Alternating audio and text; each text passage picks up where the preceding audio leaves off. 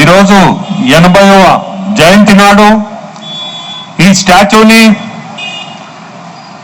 ఒక ముఖ్య అతిథిగా వచ్చేసిన వెంకయ్యనాయుడు గారి చేత మనం ఓపెన్ చేయించుకోవడం నెల్లూరు ప్రజలందరికీ కూడా మనం అదృష్టంగా భావించాలా. ఇప్పుడే ప్రభు చెప్పినట్టు ఈ పాట అమెరికాలో ఒక అవార్డు ఇస్తుంటే ఈ పాట ఇక్కడ పాడి దాన్ని అక్కడ రిలీజ్ చేయించారు 2018లో. సో ఎప్పుడు కూడా నేను మర్చిపోలేను. నా కన్వెన్షన్ సెంటర్ నెల్లూరులో కూడా ఓపెన్ చేసినప్పుడు చరణ్కి గుర్తుందో లేదో, మీ ఫాదరు మీరు వచ్చి ఇనాగ్రేషన్ ఆ రోజు వీళ్ళని పిలిచారు నెల్లూరుకి వచ్చి నా కన్వెన్షన్ సెంటర్ కూడా వీళ్ళ చేతనే ఇనాగ్రేట్ చేయించున్నాను. ముందు పూజ చేయించి తర్వాత పాట కచేరీ ఒకటి కూడా పెట్టించాం. ఈరోజు నెల్లూరులో మంచి సెంటర్లు సెలెక్ట్ చేసి ఈ టీం ఎస్పీ బాలసుబ్రహ్మణ్యం గారి విగ్రహ టీంని నేను అభినందించాలా. ఎందుకంటే మంచి సెంటర్ సెలెక్ట్ చేశారు, మంచి ఆర్కిటెక్ట్ ని సెలెక్ట్ చేశారు, మంచి ప్లేస్ లో పెట్టారు. ఇప్పుడే శాసనసభ్యులు శ్రీధరు మన ప్రభు కోరుకున్నట్టు ఖచ్చితంగా దీన్ని మెయింటైన్ చేస్తాను.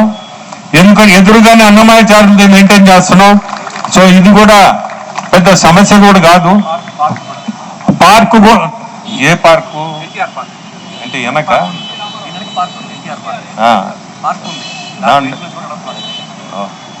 నువ్వు ఎన్టీఆర్ పార్క్ విగ్రహం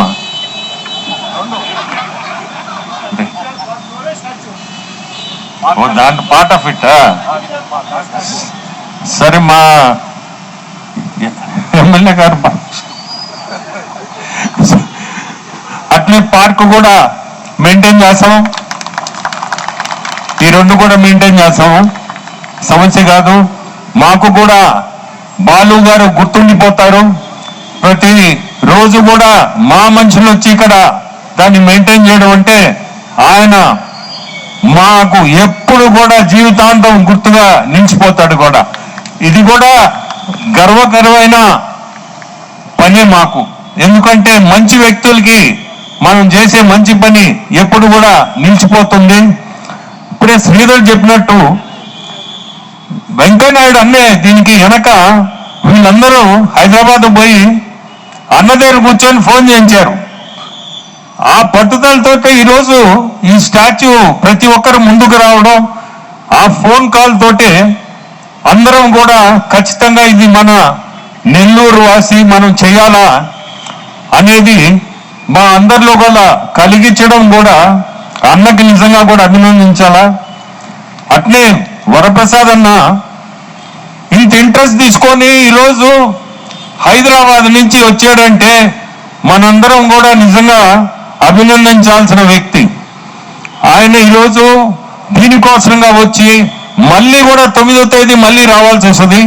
ఆయనకి డాక్టరేట్ ఇస్తున్నారు, అది మన గవర్నర్ వస్తున్నారు, దానికి మళ్ళీ రావాలి.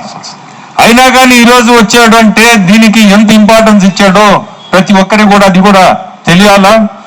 ప్రతి ఒక్కరిని కూడా కోరుకునేది మనందరం ఎప్పుడు కూడా నెల్లూరు వాసిగా ప్రతి ఒక్కరు గుర్తుపెట్టుకోవాలా. ఆయన స్నేహితులందరూ చిన్నప్పుడు మణి అని పిలిచేది. ఆ పేరు ఈరోజు ఎస్పీ బాలసుబ్రహ్మణ్యంగా మనం పిలుస్తున్నాం, కానీ ఆయన స్నేహితులంతా మణి అని పిలిచి ఉండేది.